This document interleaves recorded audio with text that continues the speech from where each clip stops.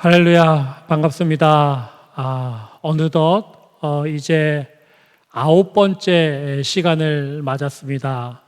우리가 코로나로 인하여 시작한 온라인 양육 프로그램, 우리가 힘든 시간을 지나고 있지만 또한 주어진 환경 가운데서 또한 우리가 할 수 있는 것들을 또한 최선을 다하고 그 속에서 하나님이 주시는 은혜들을 발견하는 시간을 갖기 위하여 계속적으로 올 한 학기 진행하고 있습니다.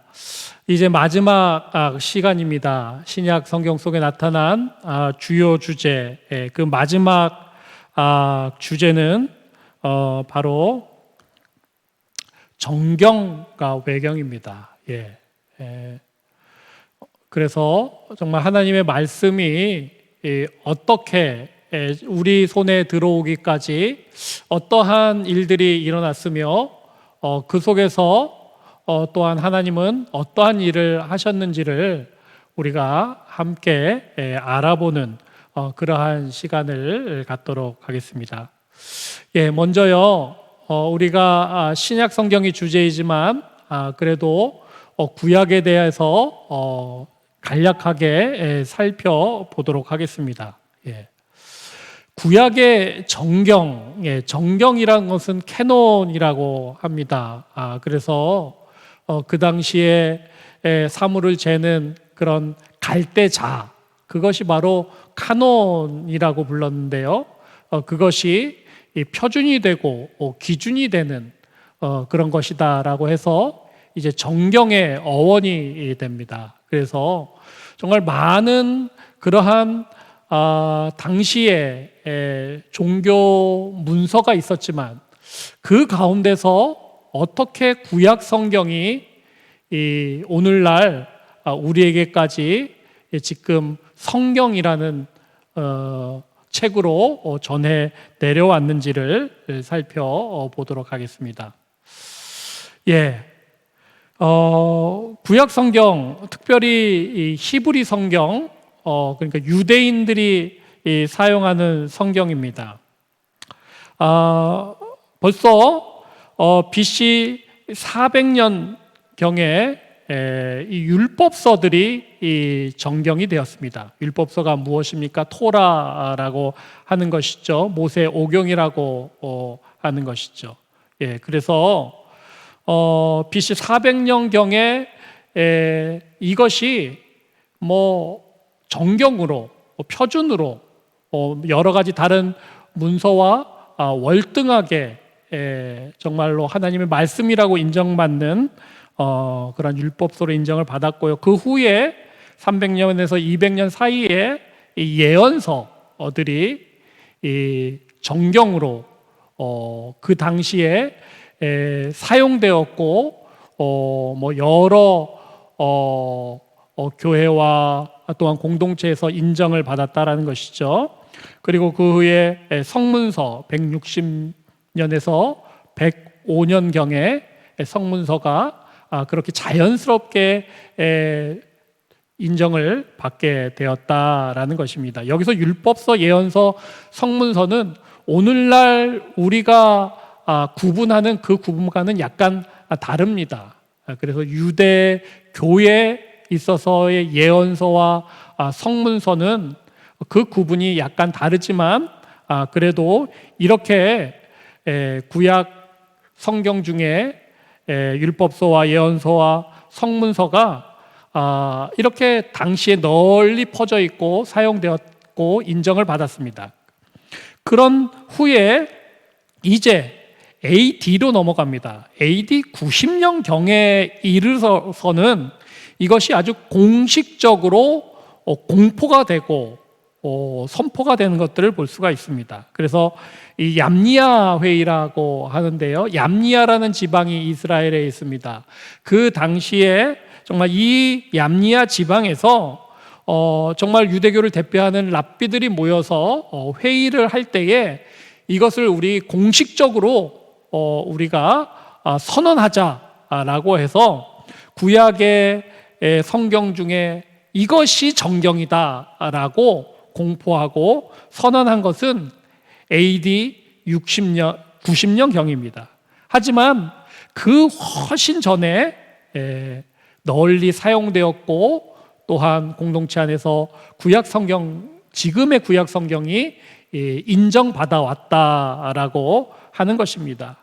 그러므로 정말로 BC 400년경부터 그 교회와 기독교 공동체 가운데 읽히고 가르쳐지고 선포되었던 그런 하나님의 말씀들이 여러 논의와 또한 그 당시에 교회들에 있어서 받아들여지는 그런 분위기와 모든 것들을 통하여서 오늘날까지 이어져 오게 된 것입니다. 구약 성경은 처음에는 24권입니다. 24권. 24권. 그래서 아까 말씀드린 것과 같이 율법서 토라, 예언서 네빔, 성문서 케투빔 이렇게 합쳐서 24권으로 시작하였습니다. 자, 그런데요, 우리가 성경 권수에 대해서 조금 정리해야 될 필요가 있어서 우리 한번 알아보도록 하겠습니다. 이렇게 구약 성경, 히브리 성경은 24권으로 출발하였는데, 자, 우리가 지금 들고 있는 구약 성경은 몇 권이죠? 39권입니다. 39권. 그렇다면 이 39권은 어떻게 됐나? 그렇게 복잡하고 특별한 이유가 있어서는 아닙니다. 그런데요, 이 사이에 BC 3세기에 이집트 알렉산드리아에 있었던 70인령 그 성경, 헬라어 성경이 이제 번역이 됐죠. 그 과정에서 구약 성경이 이제 39권으로 늘어나는데, 그것은 다른 것이 아니라 상하로 분권된 이유가 있기 때문에 24권에서 39권으로 늘어난 것입니다. 그래서 역대 상하, 열왕기 상하, 사무엘 상하, 이렇게 24권이 그런 책들이 이렇게 나눔에 따라서 자연스럽게 번역 과정 중에서 분리되었다라고 할 수 있겠습니다. 자, 그런데요, 여기서 이제 또 우리가 살펴보아야 할 것은 46권의 구약 성경이 있다라는 것입니다. 그것은 무엇입니까? 그것은 바로 천주교인 가톨릭에서 이제 받아들이는 구약의 책이 바로 46권이기 때문입니다. 그래서 여기서 등장하는 개념이 바로 외경이라는 개념입니다. 그 당시에 정말로 정통적으로 받아들이고 널리 사용된 그런 정경 말고도 주변에서 사용되고 있는 그러한 문서들이 있었다라는 것입니다. 그것들이 바로 외경이다라고 할 수 있습니다. 그 외경을 이제 71년 헬라 성경에서는 같이 번역을 했습니다. 같이 번역을 했어요. 그래서 이것이 이 가톨릭에서는 70인령 헬라어 성경에서 같이 번역된 외경까지 인정하여서 46권을 구약 성경으로 받아들이게 된 것이고, 이 개신교에서는 이제 히브리 성경, 유대교 성경인 24권, 그것이 분권되어서 39권만을, 이 외경을 제외한 39권만을 받아들여서 오늘날 성경이 된 것입니다. 그래서요, 개신교의 구약 성경과 가톨릭의 구약 성경이 조금 차이가 생겨나게 되는 것이죠. 말씀드린 것처럼 히브리 성경 24권을 개신교에서 받아들였습니다. 이것이 70인역에서 분권되어서 39권이 되었고, 그것을 받아들인 것이고, 가톨릭에서는 382년에 로마 주교회의에서 이제 헬라어 70인역 성경에 있는 구약 성경 모든 성경 46권을 다 정경으로 인정한 것입니다. 예.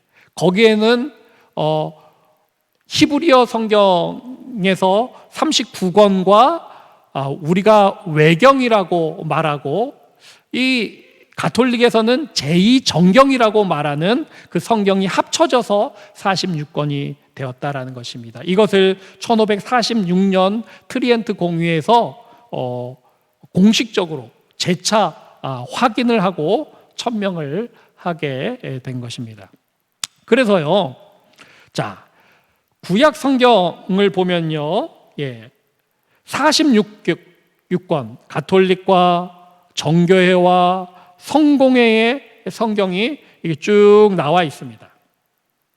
그렇지만 7권, 제2경전을 뺀 7권을 뺀 나머지 39권만이 개신교의 성경입니다. 여기서 나오는 책 제목은 이 가톨릭에서 사용하고 있는 그러한 책 제목입니다. 조금 똑같은 것도 있지만 조금 다른 것도 있습니다. 그래서 맨 오른쪽에 있는 토빗, 유딧, 지에서, 집에서, 바룩, 아카베오서 이런 것들이 바로 외경이고 제2경전입니다. 그리고 에스더와 다니엘에 있어서도 이 가톨릭과 또한 이 개신교에서 그 성경이 약간 다르게 기록되어 있는 것들을 우리가 알아야 될 것 같습니다. 이렇게 이 부분이 다르다라는 것들을 여러분 다시 한번 기억해 주시기 바랍니다. 이렇게 그 당시에 성경이 기록되어졌고 또한 전파되어졌고 그것이 자연스럽게 교회에 자리 잡게 되었고 그것들을 계속적으로 이어져서 사용하고 또한 가르쳐지고 또한 그것들이 계속적으로 필사되어서 이어진 것입니다. 이 구약 성경 가운데 그렇게 이어져서 발견된 사본 가운데 가장 유명한 사본이 바로 사해사본입니다. 그래서 1947년에 발견되었습니다. 1947년. 그렇게 오래전은 아닙니다.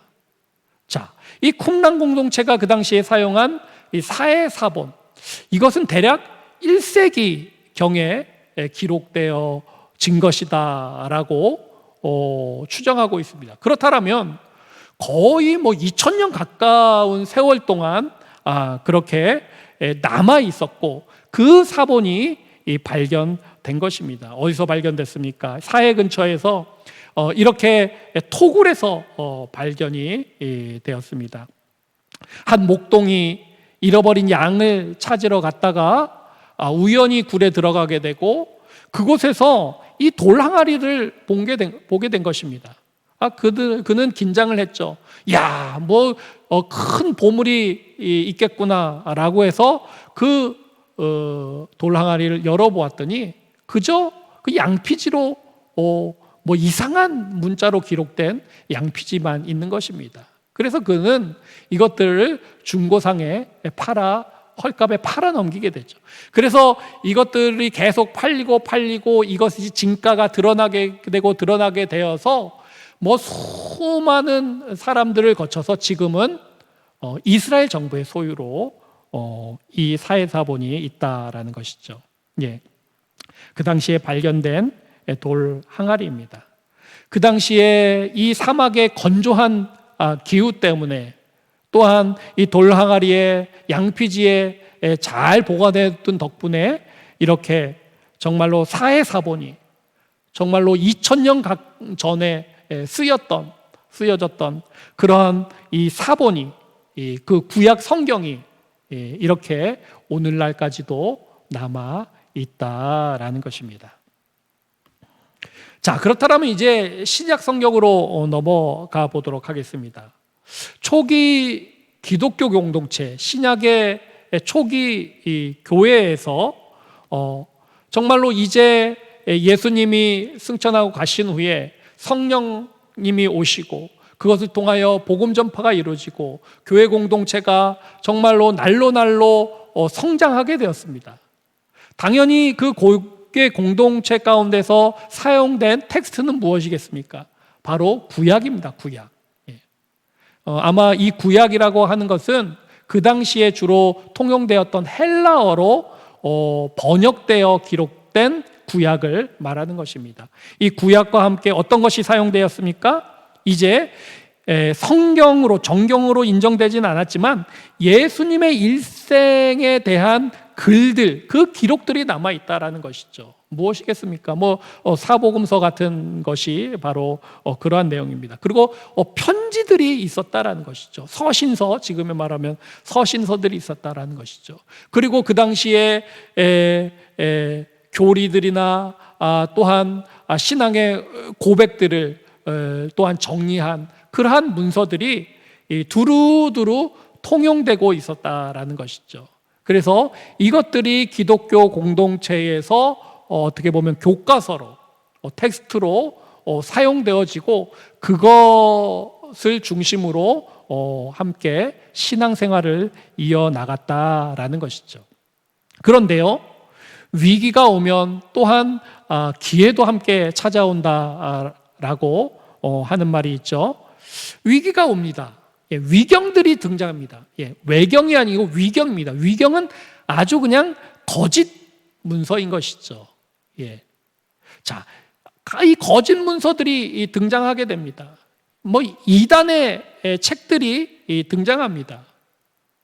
아니, 그렇게 경각심을 느끼지 못했는데 이렇게 위경들이 체계적으로 정리가 되고 이단에서 어떻게 보면 그들의 텍스트가 체계적으로 있는 것들을 발견하게 되고 그 당시에 교회 공동체가 충격을 받게 됩니다. 그리고 많은 자료들이 변질되고 조작되게 됩니다. 그리고 로마의 박해가 있게 되자 이것이 사라지기 전에 이것을 우리가 빨리 정리를 하고 보존을 해야겠다라는 위기의식과 그런 경각심을 갖게 됩니다. 그래서 이제 구약뿐만이 아니라 이제 신약도 정경의 자료를 수집하게 되는 것입니다. 그래서 그 당시에 받아들인 많은 그러한 문서와 책들과 자료들이 있겠지만 그 당시에서 이렇게 정경으로 하나님의 말씀으로 받아들인 그리고 수집되어진 그 기준이 있습니다. 그것이 무엇입니까? 첫 번째는 사도들이 직접 저술한 것입니다. 사도들이. 지금 신약 성경을 보면 주로 다 사도, 제자들, 그리고 바울이 저술한 그러한 기록물이죠. 사도들이 직접 저술한 것을 수집했다라는 것이죠. 사도의 저자가 아니라면 최소한 사도의 가르침을 계승한 내용이어야 한다. 사도들이 가르치고 사도들이 기록하고 그것들을 받아들이고 배우고 다시 그것들을 전파하고 이 사도들의 전승을 따라서 쭉 내려온 그러한 내용들이어야 한다라는 것입니다. 그것들이 받아들이고 수집되었습니다.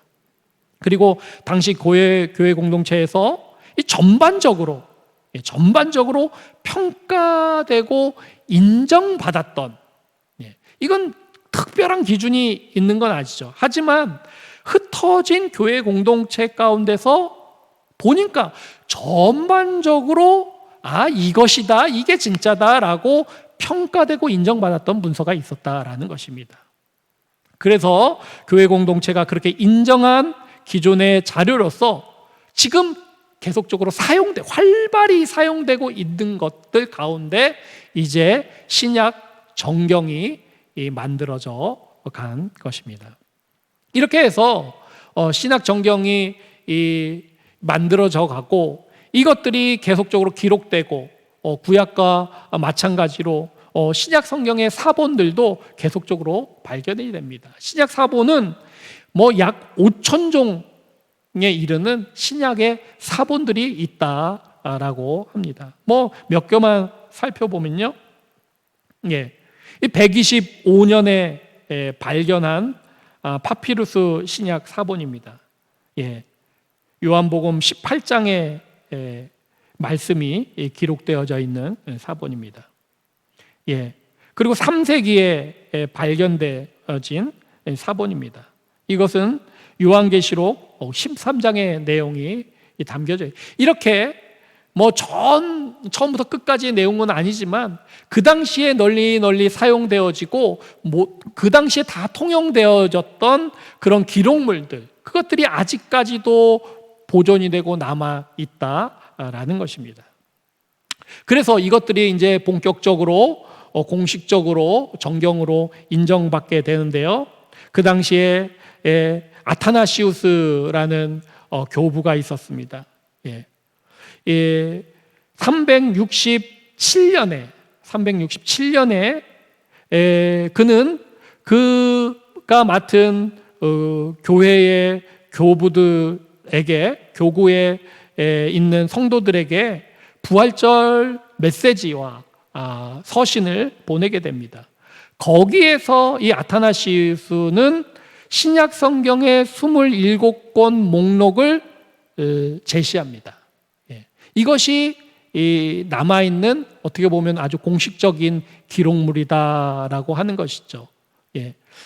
이렇게 아타나시우스가 이 성경 27권, 신약 성경 27권의 목록을 제시한 것처럼 그 당시에 정말 이 300년경에 이 27권의 신약 성경이 아타나시우스의 교회뿐만 아니라 그 당시에 주변의 모든 교회에서도 동일하게 사용되었다라는 그런 증거가 될 수 있을 것 같습니다.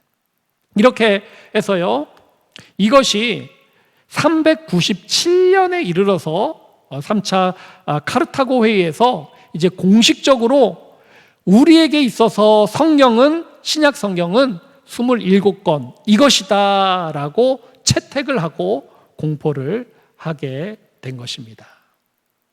이렇게 구약과 신약은 그 당시에 처음부터 이게 성경이다, 이게 정경이다 라고 정말로 제목 붙은 게 아니기 때문에 특별한 기준이 없고 또한 그것을 구별할 수 있는 방법이 명확하지는 않았지만 그 당시에 널리 사용되고 이것이 하나님의 말씀이라고 누구든 인정받았던 그러한 책들이 이제 39권, 27권 해서 66권이 채택되게 된 것입니다.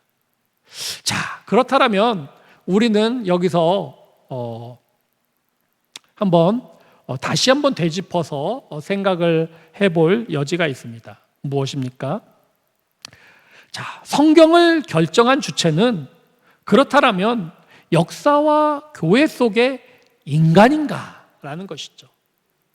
보시면은 수많은 교회 역사를 통하여 그 속에서 살아남고 그 속에서 인정되고 그 속에서 종교회의와 인간들의 논의를 통해서 정경이 되었던 것, 그것이 우리 손에 지금 하나님의 말씀으로 주어졌는데, 그렇다면 이렇게 역사와 교회 가운데서 그 성경을 결정한 것은 인간이 아닌가라는 것입니다.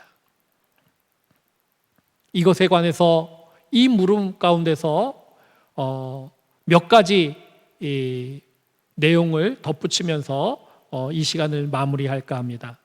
자, 먼저 그 당시에 여러 가지 인간과 역사와 교회의 결정도 있었겠지만 그 이면에 그 저변에는 하나님의 역사로 말미암아 성령의 역사와 감동으로 말미암아 이 모든 결정과 채택과 공포 저변에 하나님의 물밑 작업이 있었다라는 것을 우리는 다시 한번 눈여겨볼 수 있습니다. 자, 이단들과 논쟁하는 글들이 발견됩니다. 그러면 이단들과 논쟁하기 위해서는 야, 너희가 그런 교리로 나오니까 우리는 이런 교리로 맞서고 반박하고 논쟁해야 되는데, 그 논쟁할 때, 반박할 때 사용된 글을 보니까 다 지금 정경으로 채택된 27권이었습니다. 그리고 이제 3세기까지 정말로 사도와 12제자와 그들의 제자, 속사도와 그 교부들이 여러 서신과 또한 기록물에 언급을 한 책들이 있습니다. 당연히 언급을 한다는 것은 당연히 그 정통성이 있는 것이고 당연히 그 권위가 있는 것이죠. 그 교부들의 언급들을 다 모아봐도 지금 27권의 정경이었다라는 것이죠. 그리고 그 당시에는 인터넷이 있었습니까? 카톡이 있었습니까? 멀리 떨어져 있고, 그 당시 비행기가 있었습니까? 자동차가 있었습니까? 너네 뭐뭐뭐 사용해, 우리 뭐뭐뭐 사용할게, 이런 것이 아니죠.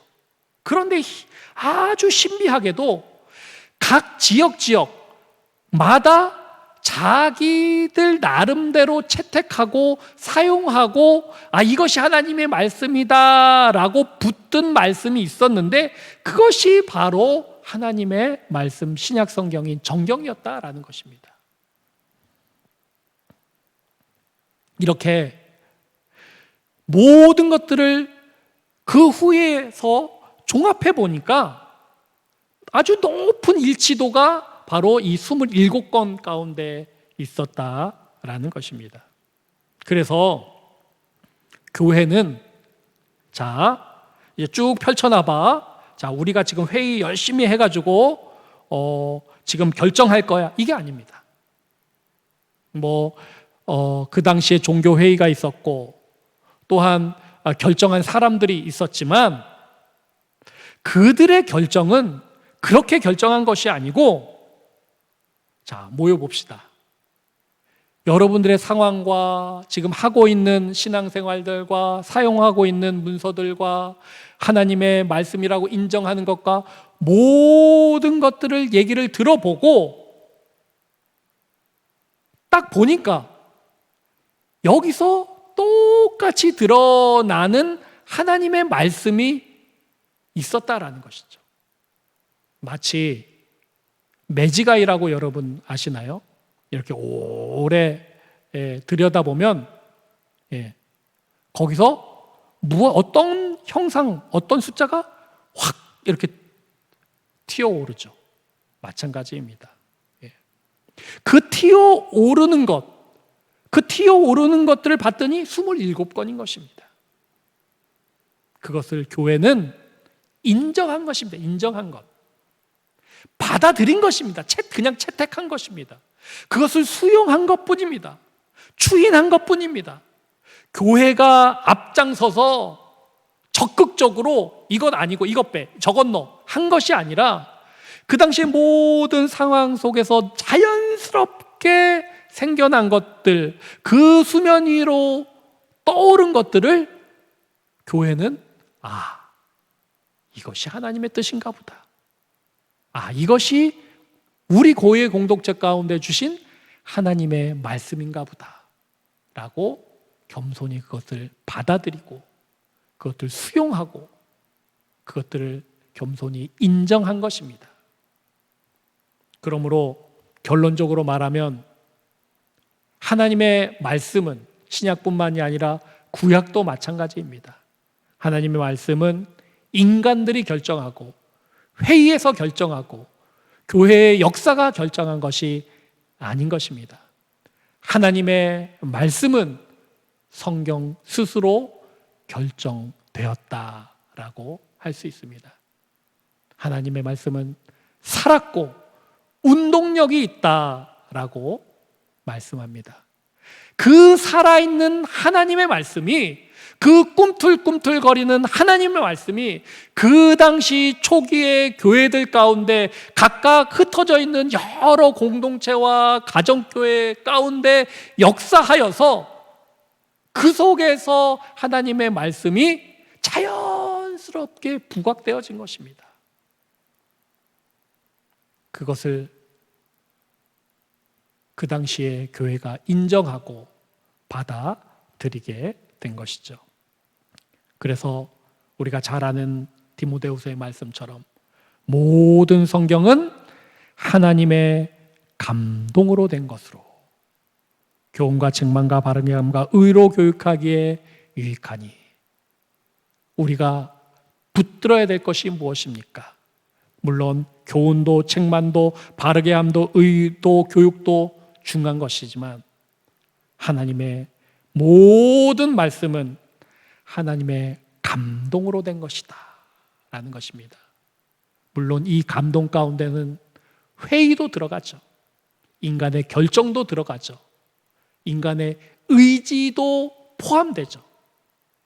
하지만 그것보다 더 세밀하게, 그것보다 더 정교하게, 그것보다 더 구석구석에 하나님께서 그 당시에 모든 교회들과 성도들을 감동하여서 그 하나님의 말씀이 정말로 그 교회 가운데 읽혀지고 그것으로 인하여 감동받고 은혜받고 능력을 받아서 정말로 이것이 하나님의 말씀이구나 라고 인정하지 않을 수 없는 그러한 일에까지 이르게 된 것은 하나님의 감동, 하나님의 성령으로 된 하나님의 말씀이 그 당시에 교회 가운데 역사되었고 운동되었고 역동적으로 일하셨다라고 할 수 있겠습니다. 우리가 9주 동안 신약 성경을 주제로 하나님의 말씀에 관하여 그것들을 잘 알고 또한 이해하고 그 안에서 은혜를 누리기 위하여 이 주제 저 주제에 우리가 이야기를 했습니다. 하지만 가장 중요한 것은 무엇입니까? 우리가 머리로 이해하고 또한 우리가 이성으로 안다라고 하여도 그 안에 역사하시는 하나님의 감동과 성령님의 역사가 있지 않고는 그저 그것은 문서에 불과할 뿐입니다. 하지만 우리가 조금은 부족하고 조금 이해되지 않다라고 하지만 그 안에 하나님께서 역사하시고 그것으로 통하여 2000년 전에 역사하셨던 그 동일하신 성령님이 오늘날도 이 말씀을 통하여 우리 가운데 역사됨을 믿고 그것을 의지하고 그 힘을 붙들며 겸손히 말씀 앞에 날마다 나아갈 때에 그러한 은혜와 역사와 하나님의 놀라운 기적들이 우리의 삶과 우리의 가정과 온 세상 가운데서도 충만히 나타내고 경험되어질 것입니다. 이러한 은혜가 우리 자양교회 성도들 가운데 정말로 우리 자양교회 성도들의 그 신앙 가운데 구석구석 가운데 놀랍게 아름답게 일어나기를 소망해 봅니다. 이것으로 9주 동안 신약 성경에 나와 있는 여러 주제를 살폈습니다. 여러분 조금이라도 도움이 되셨고 조금이라도 하나님의 말씀에 가까워지셨으면 좋겠습니다. 이제 다음 학기에 또 어떤 모습으로 찾아뵐지 모르겠지만 또 다시 만날 때까지 여러분들 강건하시고 하나님의 말씀을 붙들므로 승리하시길 바랍니다. 그동안 함께 해주셔서 대단히 감사합니다.